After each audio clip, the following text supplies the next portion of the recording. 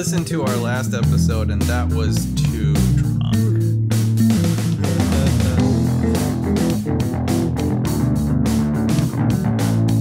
Hello, everyone, and welcome back to the Wednesday Night Gentlemen Multimedia Empire official podcast. This is episode number 63. This is a show where we like to talk about things like comic books, movies, TV shows, video games, and everyone's favorite, Star Trek. I am your host, Tactic Angel, and with me is Midget Radio, my murderous socialist friend. Hello. Hello, Midget Radio. How are you doing today? I am doing all right. Tactic Angel, how are you? I'm okay. Nice day at the office. Coming home to a all too tall glass of the jingly. I've got some wild turkey rare breed on an empty stomach. So 117 proof and nothing to buffer it. Nice, buddy. You are prepared for this episode. I am prepared. I am. Good job. Coming in hot. What do you got? Well, I killed the last of that bullet during our last Star Trek episode. What an episode it was. It really was, and I think it's pretty evident. But now I'm back on the Glenlivet. It's basically all I have in the house anymore. The Founder's Reserve Glenlivet. Well, we're gonna have to start texting your wife some suggestions. Yep, more bullet. Midget Radio needs more bullet. All right, well, that should be good enough for our one subject today. We are talking about a movie called Mile 22. I'm not really sure why we're doing this, but we asked our good friend, Blue Sky Giant, what in the hell we should talk about. He said, talk about this movie. Tactic Angel said, is that the one with Eminem? Wasn't there a movie that had some amount of miles? Yes, it was 8 Mile. 8 Mile. 8 Mile. So, yeah. So it's almost 1/3 of the movie that Almost. This should have been. Just about, yeah. So, I mean, it's a little bit more. I'm not. A little more, yeah. Do not question my math in the comments. 0.33 I'm more saying that it's similar to. Yeah. Anyway, this is a movie that stars Marky Mark. Midget Radio. Would I be wrong if I were to retitle this film Yelling the Movie? There is quite a bit of it. I don't think it's an inaccurate description, for sure. Quite a lot of yelling. Quite a lot of yelling. I would say particularly in the first third of the movie. Mm-hmm. Do you wonder how many people in the CIA are maybe emotionally unstable? Because I did. So I kind of figured that the CIA would behave a lot like pretty much any normal business. Sure. Perhaps with more fucks given. Of course. Hopefully more fucks given for the actual subject matter, because, you know, choosing the next applesauce packaging is a little bit less important than presumably what they're doing. Yes, hopefully less dangerous as well. Yes, hopefully. Canning fruit can be pretty deadly, though. But I thought there was an awful lot of just all of these people hate everything. Yeah. Yeah. I mean, absolutely. Like they're all fucking miserable. It seems like just fucking miserable people. Yeah. Yeah. Actually, my first thought, and you can guess this because I wrote it down as a question. Do you think that Marky Mark is in an escalating competition with himself to play the most hardest, most badassest 5'8" man that has ever lived? He may be, but then it's like, I don't know, because just as an actor, if you look at the other stuff he's done, he seems to at least also have a sense of humor a little bit about himself. If you look at, like, what's that movie, The Good Guys with Will Ferrell?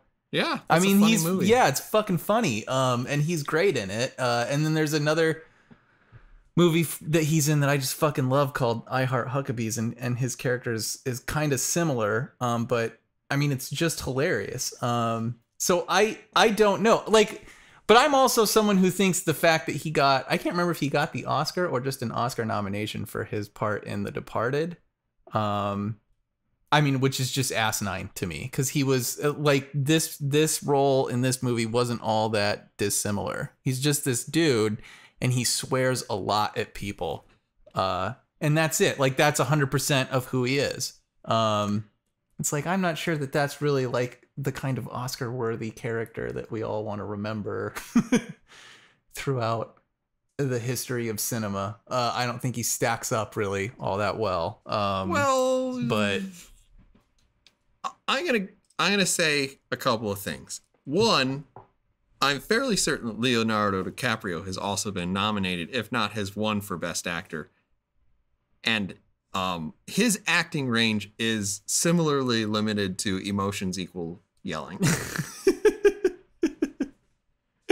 I have not seen him take it from behind by a bear. Who knows?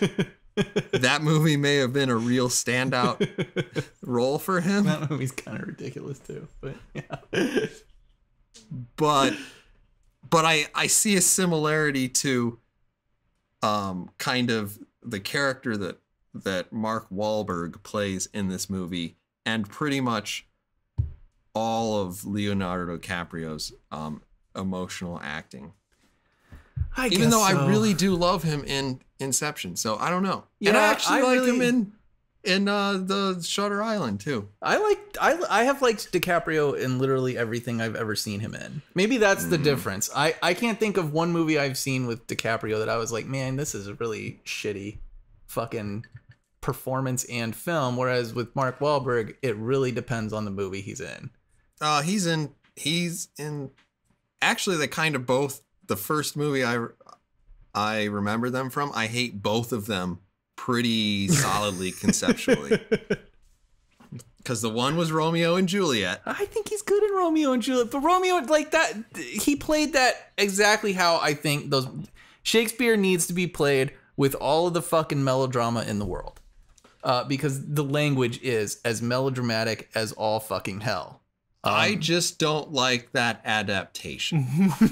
Okay. And then Marky Mark, the first movie I ever saw with him in it, was Planet of the Apes. Oh God, I forgot about that movie. Yeah. And that movie drove me up a wall. Yeah. It actually is the reason why I don't like Tim Burton anymore. Well, yeah. That was it's like poor showing. Well, he said afterwards, he's like, yeah, I know it's a classic, but I didn't even watch it. I've never seen the original. And it's like, you are a fuck. Yeah. And by the way, that's also a bold-faced lie, because there's no way you wrote an ending that's that stupid. Yeah. That wasn't intentionally trying to reference the original. Yeah. Maybe he only knew the ending. Looked it up on Wikipedia. I was like, I remember something. Oh, statue. Okay. Yeah. Oh. What happened? Time travel? Sure. Cool. Awesome. But anyway, other than the screaming, I mean, Mark Wahlberg does have a decent amount of range. He's also funny in movies like Ted, which is a straight stupid comedy. Yes. Yeah. But like the reason why I looked at this and I saw, Mark Wahlberg, he's got a gun. It's like, yeah, why not? Yeah. Is because like Shooter. Yeah. Shooter was a legitimately good action film. Yeah. I didn't see it in the theaters. I saw it on a plane. So I was surprised. I got home and I bought it. So Nice. I own Shooter if I were to ever want to go back and watch Mark Wahlberg shoot a gun in a movie that's a lot better than this. Yeah. He was in Transformers. He was in one of the Transformers movies. Let's not talk about that. Okay. All I remember is his daughter was hot, and he's like, nobody bones my daughter. Yeah, and she was standing on a farm, that chain at one point, and that's it. I don't remember. That was it. There was a chain. She was really high. She fall and die sort of stuff. Yeah. Whatever. I think he called her baby a lot too. This is starting to get dark because it's coming back to me. Okay. Speaking of action movies, though, what did you think of the action in this film? It was hard to see for the most part. In a lot of places, it was difficult to see.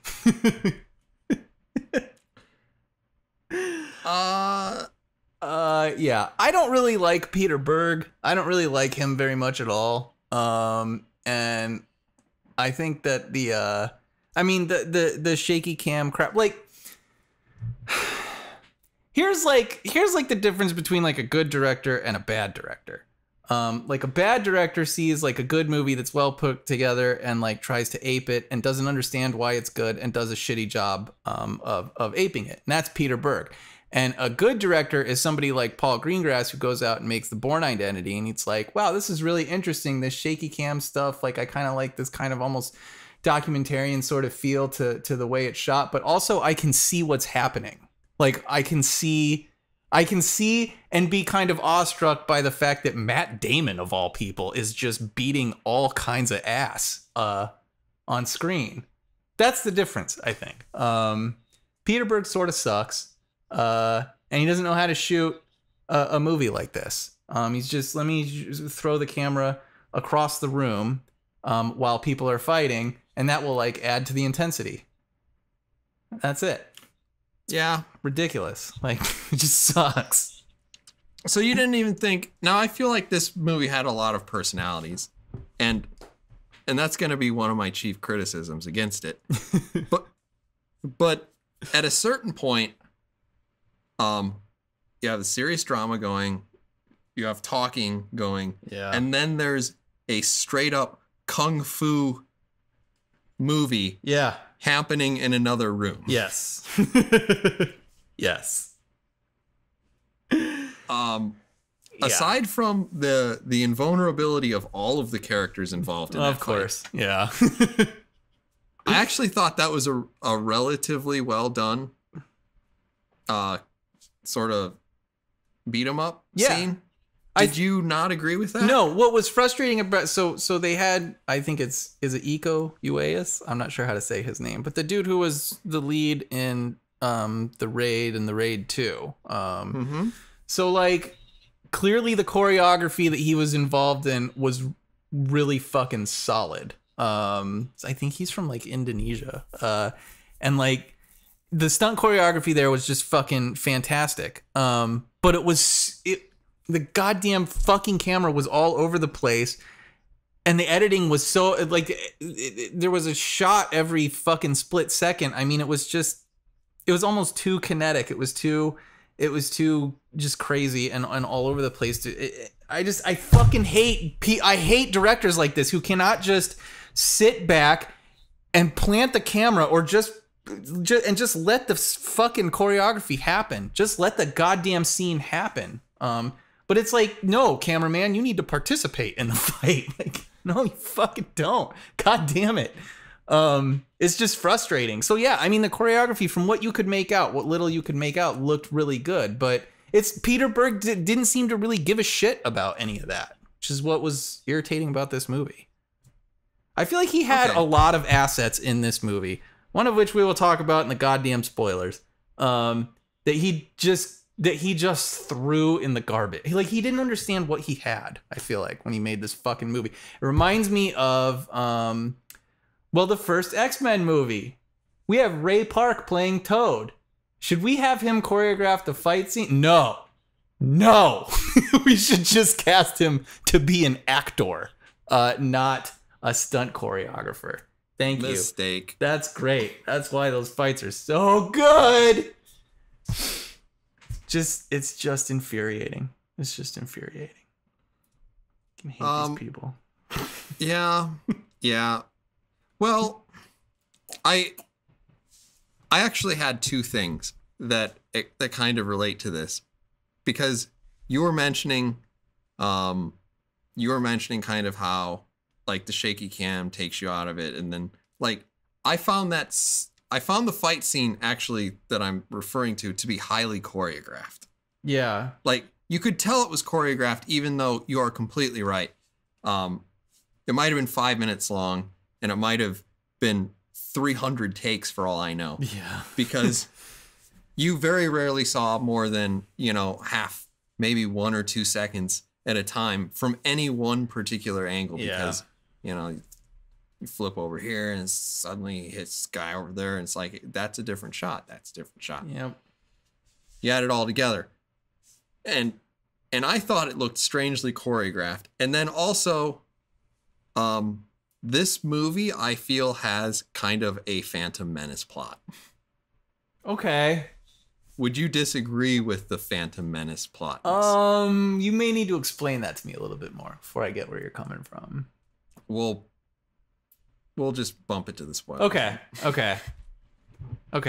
I'm certainly not disagreeing with you at this point, but but actually, like, one of the major problems I had with the Phantom Menace at the time was kind of the wasted lightsaber fight, which was beautiful, but a little too polished. Yeah. Actually, quite a bit too polished. And since you brought up Ray Park, that also reminded me of the Phantom Menace. It's all connected. It's still making sense. Nobody's too drunk here. Man, where's the Star Trek reference, though? How do you get Star Wars? I don't think Ray Park was in any Star Trek. No, he wasn't. Yeah, Star Trek is good. But anyway, I'm sure that if you gave J.J. Abrams enough movies, he would oh god, definitely. So,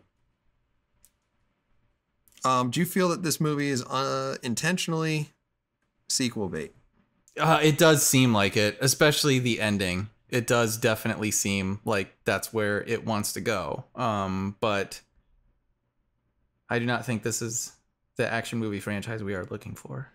I don't think that we're going to be seeing more of this. I wouldn't think so. I was actually surprised when I went to the theater. My theater was almost like full. It was a smaller theater, but still, I went at like 3 o'clock in the afternoon on a Sunday. I didn't expect fucking anybody to be there. But I don't know. Maybe it's just being in. There were not more than a couple people where I was at.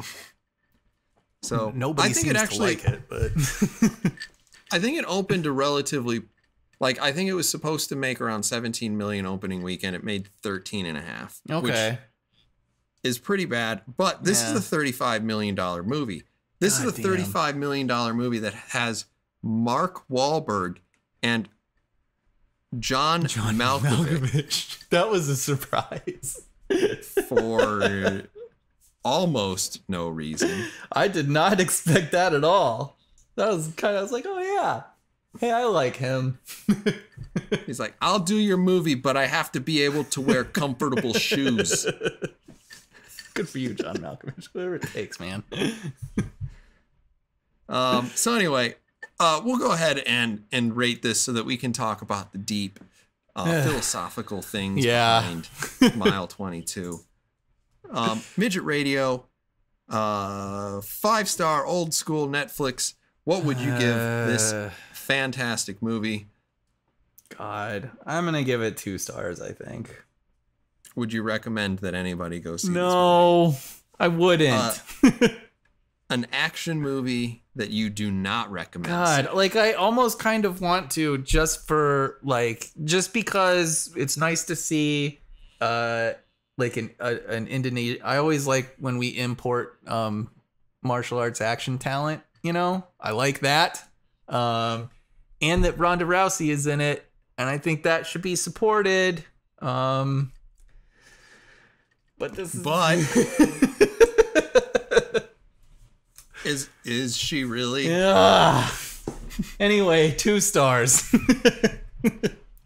I'm gonna also have to go with 2 stars. I actually wasn't really offended by this movie in any way, but it really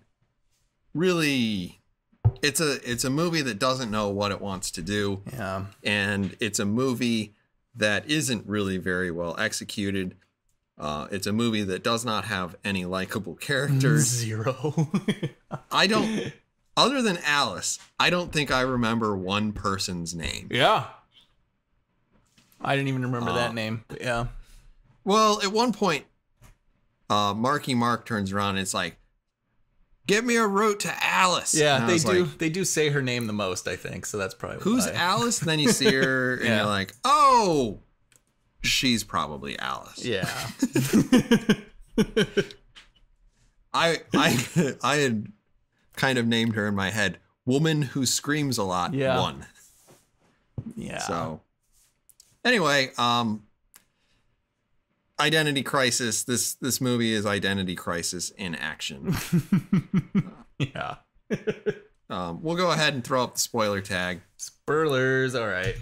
And we'll get into that a little bit. I'll just keep on that same thought, though. Okay. This movie felt very much like a mashup of The Phantom Menace. Okay. Plus Black Hawk Down. Okay. And probably Mission Impossible 2. Okay. Interesting. Except probably with more yelling than all three of those movies combined. Easily. Yeah. Easily. But I mean, it's essentially a surprising amount of exposition. Did you enjoy because it's like during the title sequence for the film, right? That we are introduced to the entirety of Mark Wahlberg's backstory. Yeah. Like while I was listening to that, I was like, I don't know if I hate this or if I appreciate it because it's so stupid. Boy, you're like the smartest kid, and when your mind keeps racing, just snap the thing. That explains why he snaps the thing. And then, oh, your parents died. Oh, so he's like an orphan. So, okay, now the movie starts. Now we know why he's fucked up. Great. Now we know why he's all fucked up. Weird. Fantastic. Thanks, Peter. Thanks for explaining away 100% of your protagonist.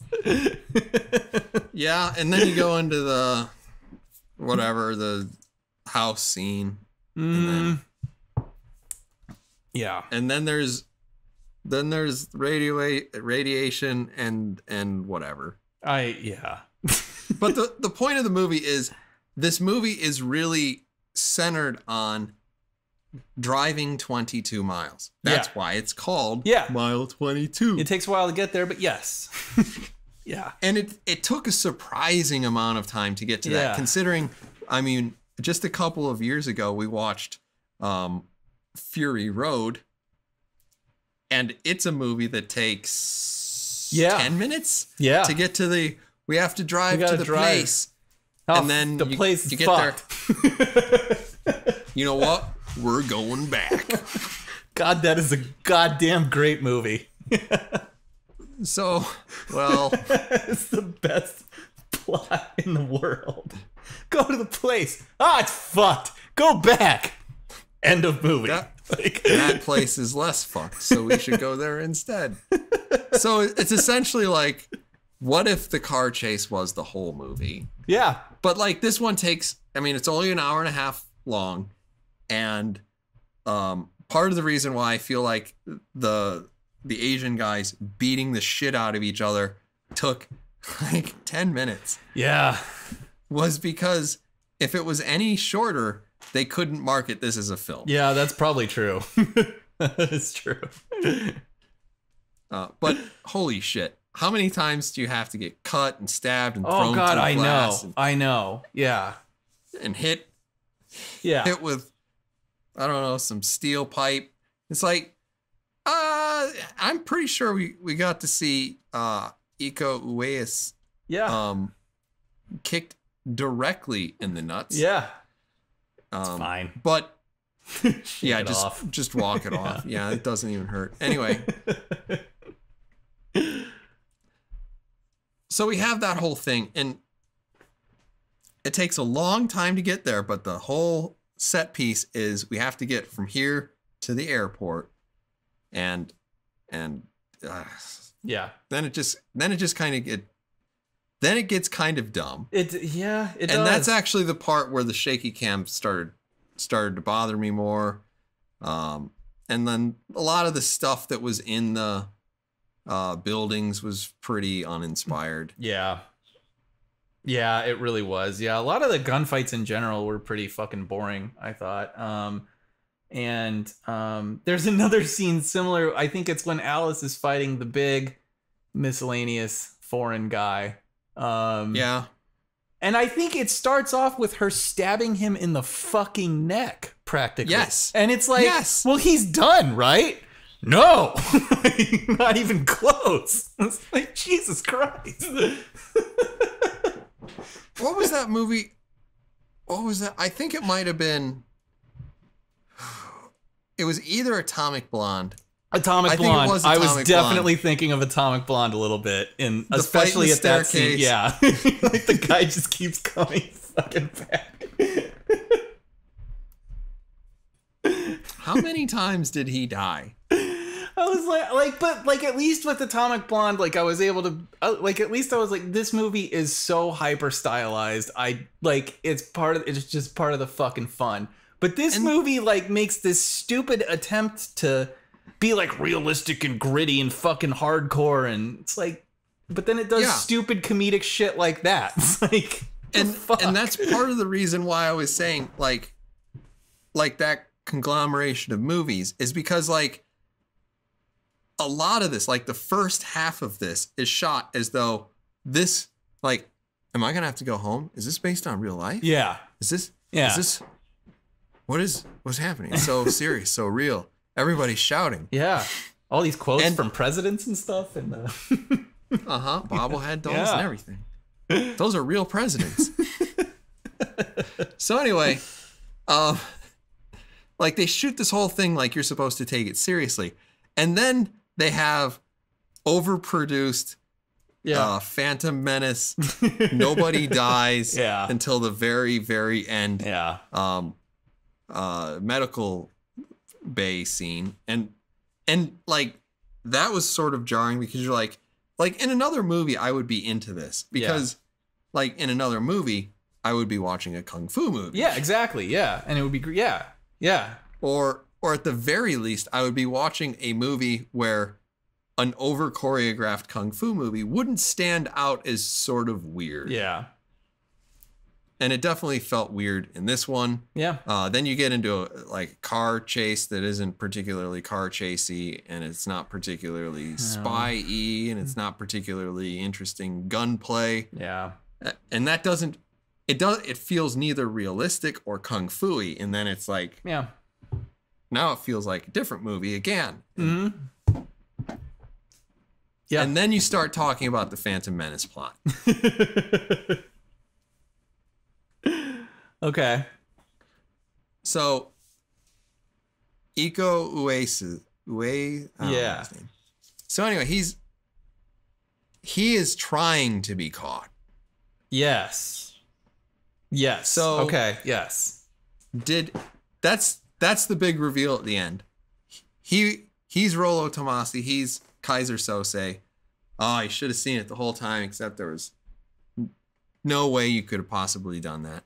Yeah. Because this is just a straight up movie sleight of hand that isn't given any. It's the tedious spy shit that we have talked about time and time again, and like especially when we talked about Atomic Blonde, where it's just like, okay, here's the fucking pointless, fucking stupid twist at the end of this movie. Everything's not what it seems. What? Shocker. Yeah. So the whole reason why they start to trust Iko, I'm just going to call him Lee because that's his name in the movie, is because he survived an assassination attempt and he must be a person who's more important than what they're saying. Yeah. Did any of the people who volunteered to die to try to kill this guy know that the plan was that they were supposed to fail? Well, okay. So here's what I think happened in the plot of this movie. Is like you had these Russians who were how much of this are you going to have to write for the writer? I'm telling you. The Russians, they like wanted to get at John Malkovich and Mark Wahlberg.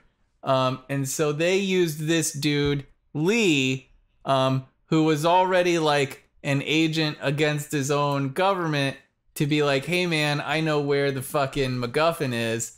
And then he gets captured, and his own government's like, no, man, we gotta get him because, like, he's a bad guy.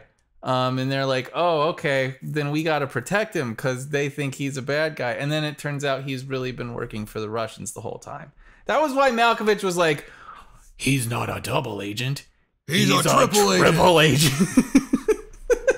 So stupid. Why he was working for the Russians? I have no idea. Because that enables the twist, I guess. That's really all.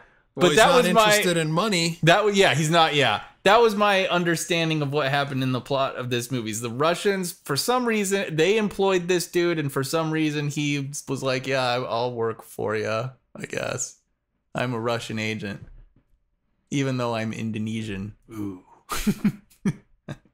Why not? That was my impression. It was fucking stupid. Would you fault anyone in the audience who didn't quite get that? Maybe I was. The plot was worthless. It was a waste of time. Yeah, no. This was all of this movie, all of the script work, all a waste of time. Because mostly, what I hated the thing that actually pissed me off the most about this movie were the scenes where Mark Wahlberg is like reporting to his fucking higher ups or whatever. I fucking hate that.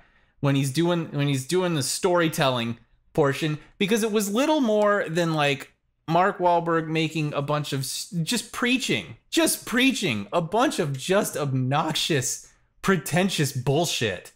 God, it was so fucking tiresome. What is a government? Is a government person? Is a government capable of revenge? Yeah, government's capable of revenge. Like, God, shut the fuck up. Go back to the fucking movie. Everything he said pissed me off. Oh man, when you finish an op, it's like putting the last euphoric, putting the last peak. Like, God, shut the fuck up. And you are explaining nothing. You are adding nothing new to this movie. There is no new dimension to the plot. There is nothing interesting being revealed in any of this. It's just you preaching bullshit, and in the middle of this fucking movie, like, just the biggest fucking waste of a scene. This movie just kind of pissed me off. I guess the more I talk about it, the more angry I'm fucking getting. So, like, one of the reasons I didn't like the fact that they showed you that is because at a certain point you realize, and they're still in the car chase, and I think for some reason they cut back to him and he's like, says some cryptic nonsense. Yeah. And you're like, okay, I get it. This is way later. He's going to survive. Yeah. Like, now first of all, I know that Mark Wahlberg is probably going to survive because that's kind of how action movies work. Though this is trying to be like an espionage movie, when it really is closer to an action movie with a minimal amount of effort placed into other elements. But I know he's going to survive. And so the part of me that wants this to be an espionage movie, and you don't know who, I mean, does Kevin Spacey make it to the end of LA Confidential? I don't know. Yeah. If I were talking to him at the end of it, it would be a little weird. Yeah. Because I know he made it. Yeah. So whatever. I mean, it takes a lot of the suspense out of it for the people watching, because they're not like, I know this guy is safe. Yeah. So I think that's a good point, because it takes that suspense away, and at the exact same time adds absolutely fucking nothing of value to the film. What if you could cut all of that shit out and it would be a better movie? It would actually be, because it would play more straight. It would just be a more straightforward fucking action film instead of some anus cutting in every 5 minutes to pontificate on some bullshit. Like, it's just ridiculous. It is just absurd. I don't know, man. It just feels almost narcissistic in a way.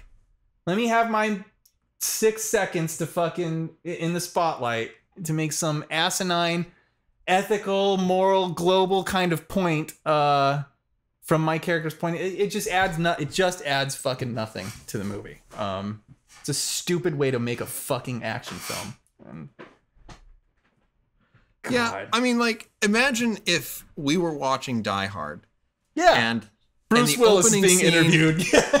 is John McClane talking to to Paul Gleason's Oh character. my God. He's like, I just came here for the party and Yeah. whatever. And How awful. let's cut back. How awful would that be? It's almost like you would watch a movie like The Usual Suspects and not understand why that approach works with that movie. Yeah. Yes. But because that's a mystery film. Like that's how it's supposed to, that's why it makes sense. The suspense is like 90% of the fucking movie. I mean, that's a huge, but this is guns and people getting hit in the fucking face and throat and everywhere else. Like, just straightforward action, man. Like, I just... And strangely invincible. Yeah, very much so. In a very serious spy movie. So. Stupid fucking movie. I hate Peter Berg. I think he fucks up a lot of things. I don't understand why he gets to keep making movies, but he just fucks them up. Yeah. Well, at least when we watched Skyscraper, there was a part of you that thought, what happens if The Rock dies? Yeah, sure. Yeah. That's at least at play. Yeah.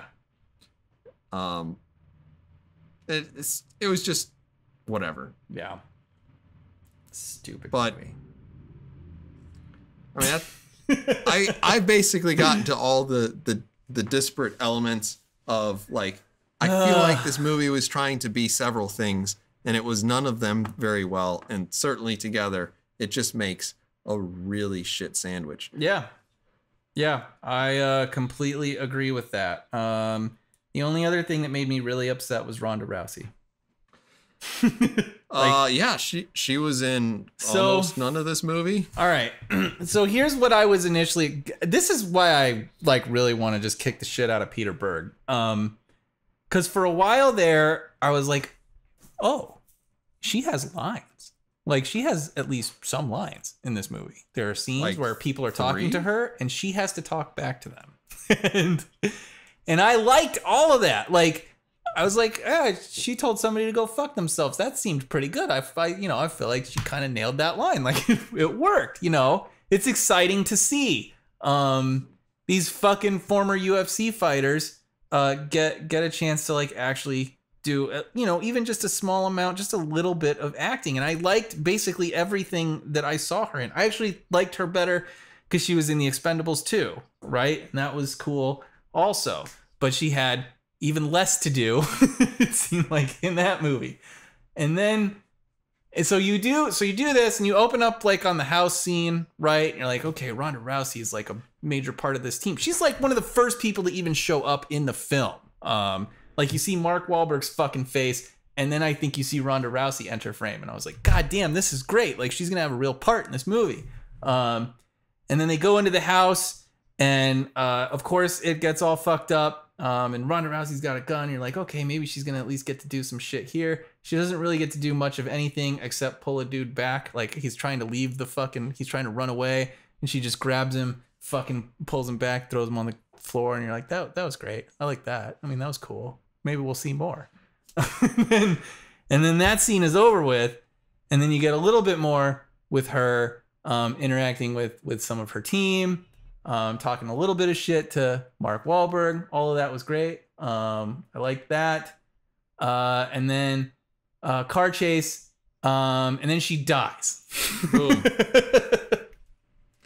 Yep. She dies like, what is it, man? Like 25 minutes into the fucking movie. Like it's one of the first. No. Because the car chase started quite a bit of the way in. Maybe halfway through the fucking film. She's fucking dead. It was, I looked at my watch and I want to say it was about halfway through that they started the actual thing. So she probably lasted 5 minutes longer than that. It's fucking ridiculous to me. So not only do you not give like the queen of armbar submissions a fucking fight scene anywhere in this movie, like even just one legit like actual fight, you don't give her any of that. And then you fucking kill her halfway through the fucking movie. Like, it reminded me a little bit of Executive Decision. Because I remember when Executive Decision came out, I was like, fuck yeah, dude. So Kurt Russell movie and Steven Seagal, this is going to be fucking awesome. And then what happens to Seagal? fucking dies. He dies like 10, 20 minutes into the movie. He fucking dies. Steven Seagal dies in the movie. He is the one who dies. What the fuck? there is that one movie, and I swear my brain has caused a selective stroke to make sure that I don't remember it, where Jackie Chan dies. Yeah. I think it was maybe Crime Story, but what? Crime what? What the fuck, man? He's just trying to go into a Oh, okay, let's say one thing. They use her better than like we see Gina Carano in like Kickboxer Retaliation. Oh, good lord, yes. Yeah. Kickboxer, whatever the first thing remake, whatever it was. Whatever. I want to say it's Retaliation. I'm not Retaliation sure. Or yeah, it might be Retaliation because there was another one. Revengeance. And it managed to be worse. Even though they had Christopher Lambert, like, let's cast Christopher Lambert as the villain. And then let's also include Mike Tyson because who gives a shit? Like, well, this should be a great movie. It's maybe it was Kickboxer Vengeance. Maybe sure. Yeah, I can't remember. It's one of those two. It's one of those stupid Netflix ones that were fucking shit. Yeah. Yeah, and Gina Carano has like 1 or 2 scenes in that fucking movie, and she does nothing in them. She stands there and looks fuckable. Yeah. She's like, which is meh. You know, it's true, but it's still disappointing. I would like to see her choke somebody out. Like, why is that? So yeah, Peter Berg, this motherfucker. Look at these assets I have. How about I throw them in the garbage? Okay, even if you wanted to go the other way, I have John Malkovich. Yeah. I'm pretty sure he's A-list. Yeah. What's he gonna do? He's gonna stand and mouth some lines. Yep. All of the shots of John Malkovich is from like shoulders up. He's walking back or forth. Yeah. Except for when we see that he wears Chucks. Yeah. And you're like, That's great. Adorable. He can play office worker number 4. Yeah. Like a badass. Easily. That might have been part of the deal. Like, I'll do your fucking movie, but I don't really want to do anything. Well, we got the perfect part for you. So I live in Southern California. I'm not going to drive more than 25 miles to do this part. And remember, I want to wear comfortable shoes. That makes sense. That makes sense. We can write that in. Better, even better. God, this movie sucked. So, like, okay, post-mortem, I was thinking about this movie, and I was thinking about this in the context that when I was Googling what the fuck is this, because it's apparently not the Eminem movie. Yeah. And we're like, would you like to see Peppermint? And I was like, yeah. What? Yeah. Jennifer Gardner is alive? Yeah. So she is. Yeah. And she's in a movie. Yeah. And I was like, do you want to see it? And you're like, yeah, sure. Yeah. So we might do that too. But like, it started making me think. Skyscraper, we've got. Yeah. As much as we don't want to acknowledge it, the Fast and Furious movies. Now, is the problem that people have they given up on the action movie? Have action movies started to overthink what they're supposed to be? And I think there's a good case for that. And I think this movie is a good example of how they do it. Yeah. Yes. This movie is a prime example of that. Yeah. Or do we just not recognize that there are action movies? As part of, are we blind to the fact that there are not action movies? We are not blind to it. No, we are not. Because because films like Mile 22 and even films like Skyscraper are distinct from like the golden age of the action film. They are still distinct from those movies. And I was actually thinking, so one of the things I was thinking about after getting out of this movie, and I thought I may have found a bridge between us, Tactic Angel. Because when I think of the John Wick films, like, I love them.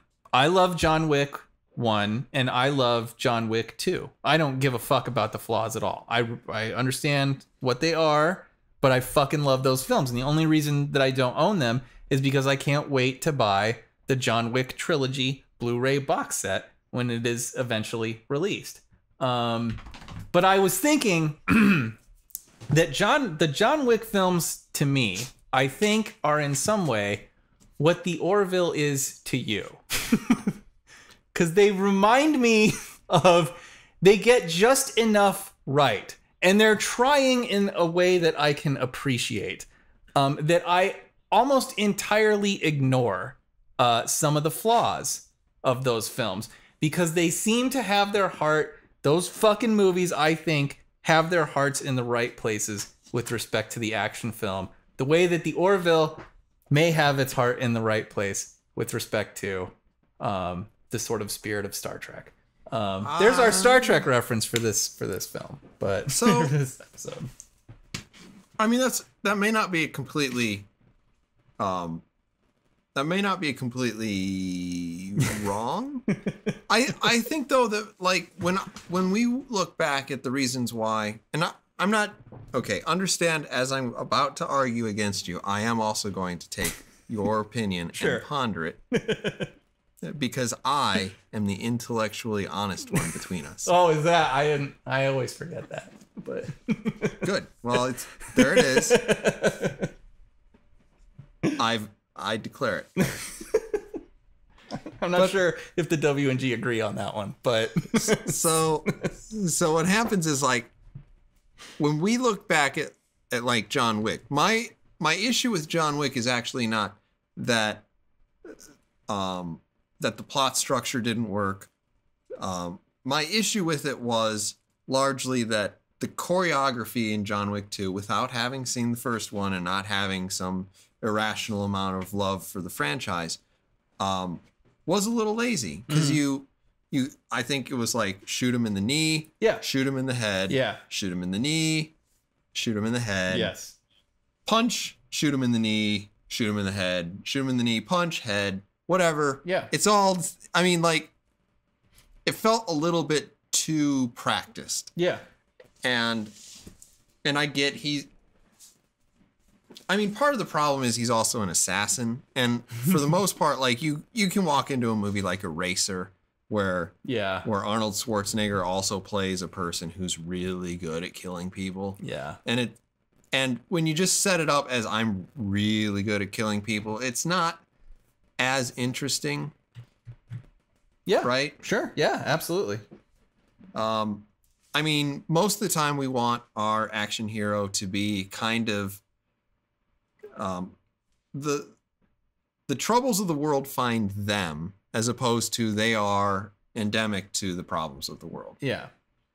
So, Eraser, Schwarzenegger, essentially a hitman. Yeah. John Wick, also. Yeah. I mean, granted, the idea is, you could argue, John Wick's girlfriend and his dog. Right, and he's retired, and and they die. Yeah. And you're like, oh, that doesn't work, Tactic Angel, because he didn't walk into it. Yeah. It's like, well, movie. Yeah. He kind of did. Yeah. But, whatever. Yeah. I haven't seen that particular movie, but by the time you get to John Wick 2, that's really not part of the equation. Yeah. The practice nature, and this is the part that really got me thinking, because and I've referenced it at least once today, Die Hard. You always go back to Die Hard because Die Hard's one of the top three, right? Yeah. Oh yeah. And you can look at the other two in the triumvirate, which are, as we recall, Terminator 2 and The Rock. Yeah. Now, this doesn't really hold true for Terminator 2. And I think Terminator 2 might be kind of an aberration when it comes to like the action movie genre. But I was watching a video about The Predator. Now, The Predator is a movie that was also directed by John McTiernan. Oh my God. It's such a good movie. Yeah. Who also directed Die Hard and The Last Action Hero. Yeah. And several other movies that I love, like 13th Warrior and, strangely, The Hunt for Red October.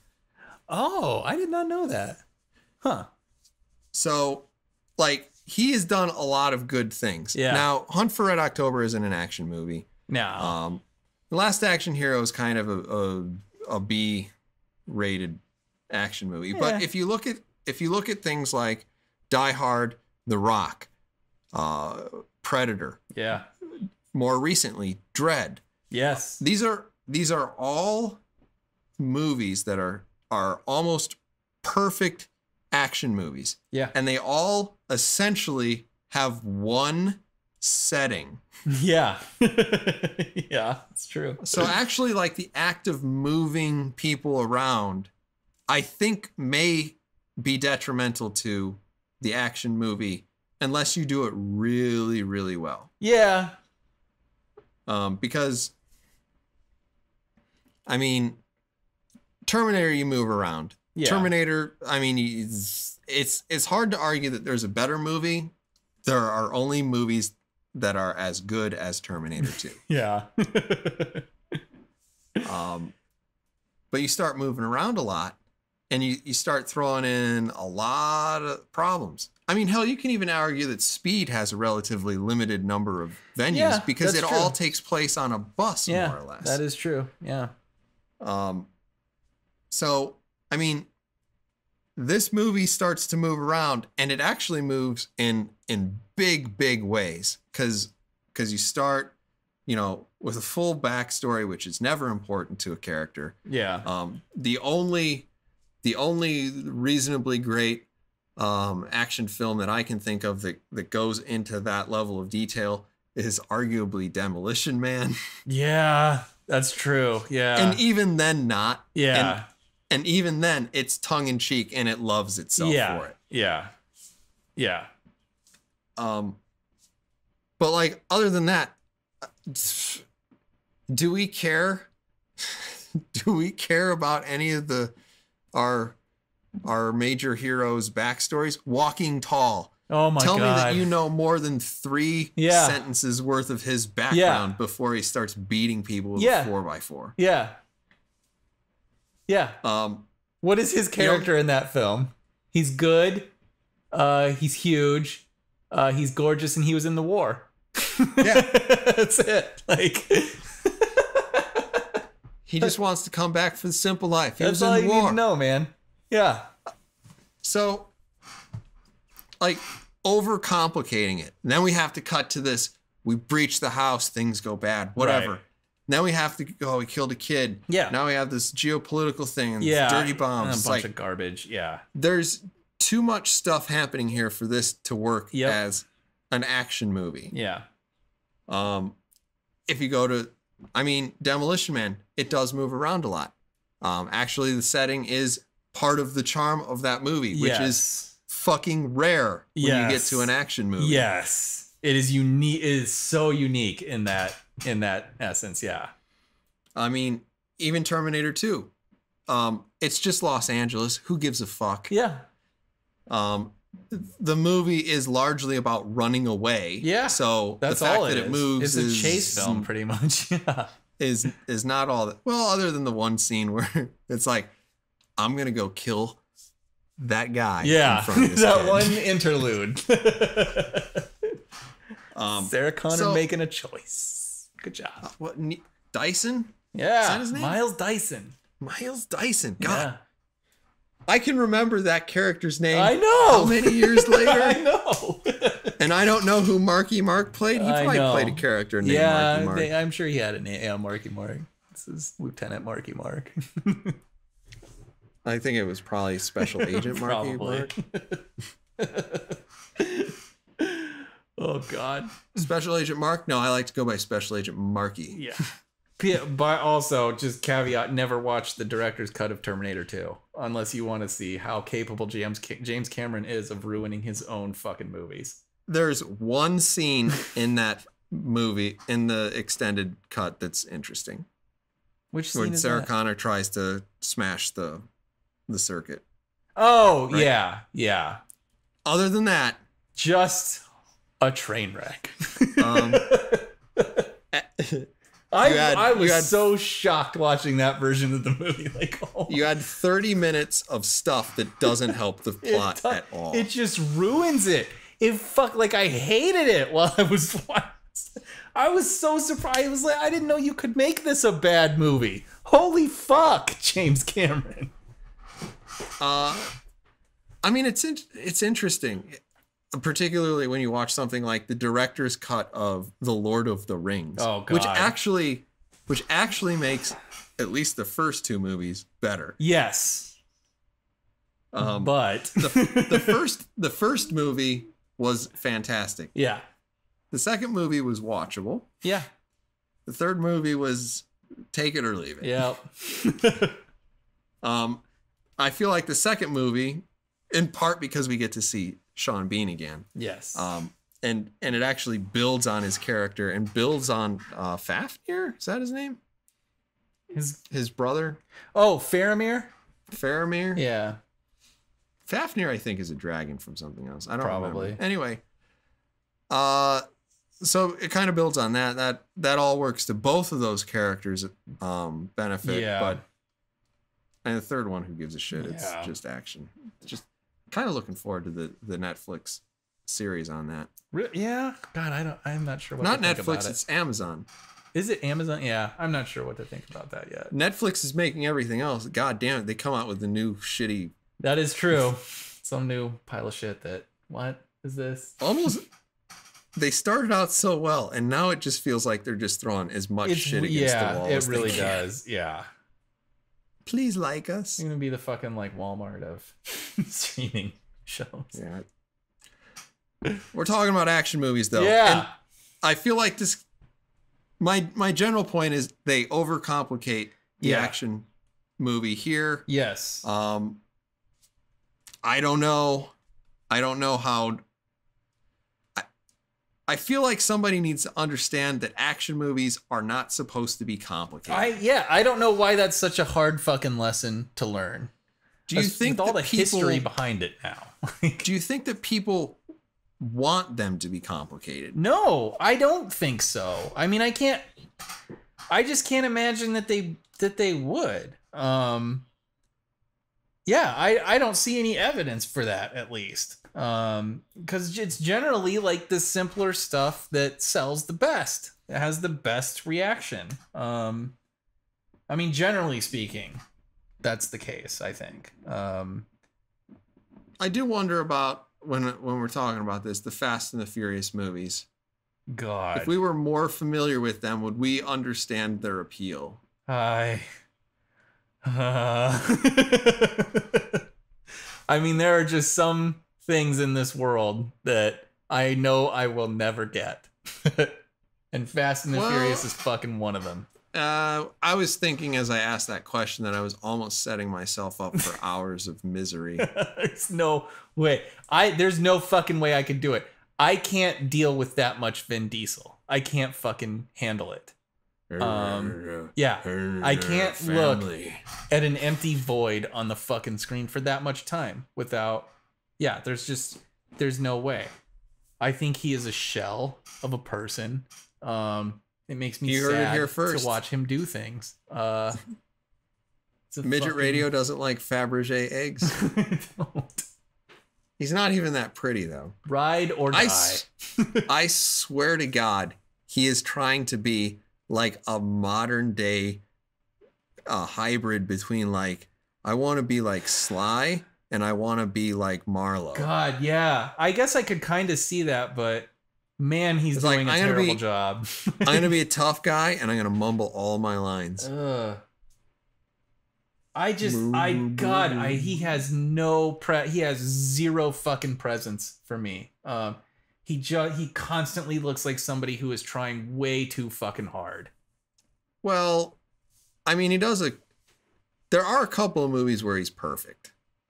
I can't, right? I honestly don't know of any. There's never been a Vin Diesel movie that I've seen that I've actually liked. His portrayal of Groot is just about as good as it gets. Sure. Sure. I'm not serious. Yeah. I can say that his ability to play Groot is not significantly different than if Marlon Brando had played him, but good Lord. I wonder. That would be an interesting experiment. Particularly if we could get Marlon Brando back into acting. Right? Yeah, wake his ass up and see what you can do with this line. Oh, man. Terrible. I fucking hate him. Yeah. I think at this point we are starting to we are. But I do want to say, so we will probably watch Peppermint, which at least, so from the trailer, at least it looks like it has. Well, I'm going both ways on this because I feel like the plot seems pretty simple in that it's revenge. So okay, like that's good action film fodder. It does look from the trailer though that it's gonna it might take a while to get there, which is not a good thing. That is not a good sign. I didn't get that much out of that, so I guess we'll see. It'll be because it's like, okay, so she has a family, so the film's gonna have to establish the fact that she has a family and she loves them, and then like this thing happens and that sucks, and then like, oh, we try to resolve it in the courts and that doesn't work out and that sucks, and now I'm gonna get my revenge. Like that just feels like a lot of steps to me already. Like there's a court scene and everything, like fuck, this is gonna take, how long does it take to get to the court scene? And then fucking then buy the gun and do the work, you know. Like here's the thing. We can look back to Death Wish, which I think in this year's Death Wish. Yes. Which that wasn't fantastic. No, it wasn't, but but it wasn't terrible either. No, it wasn't. And we can look back to Walking Tall. Walking Tall ostensibly has a court scene. You know, that is true. That is true. Walking Tall. Man, what a great movie. So there's a court scene, and if you left as The Rock was trashing the casino to go to the restroom, by the time you got back to your seat, he was mayor, or no, he's sheriff. Sheriff. So, I mean, it can be done in like a split second. True. That is true. Maybe Peppermint will achieve the same thing. So I don't know. I think audiences are probably willing to give a female character in particular the natural advantage of probably loving her family. I know. God, give me a break. That's 2 minutes. And in a way that the modern Beauty and the Beast had to explain why Maurice had even a passing affection for her daughter. Yeah. That's another beautiful episode. Listener, go back and listen to that. I actually like that one. Yeah, it's a good one. Good stuff, man. Good stuff. Well, but really, what episode isn't? That's true. It really is true. Do you have anything that you want to add to this one? I do not. I am good. Okay, well then I guess we will call that episode number 63 of the Wednesday Night Gentlemen Multimedia Empire official podcast. Please feel free to give us a like if you've enjoyed this video. Subscribe to our channel. You can find us on Twitter where we are at WNG_MME_OPC, or head on over to Facebook where we are simply the Wednesday Night Gentlemen. Thank you everyone for listening, and we will of course see you on the next episode, number 64 of this podcast. Bye-bye.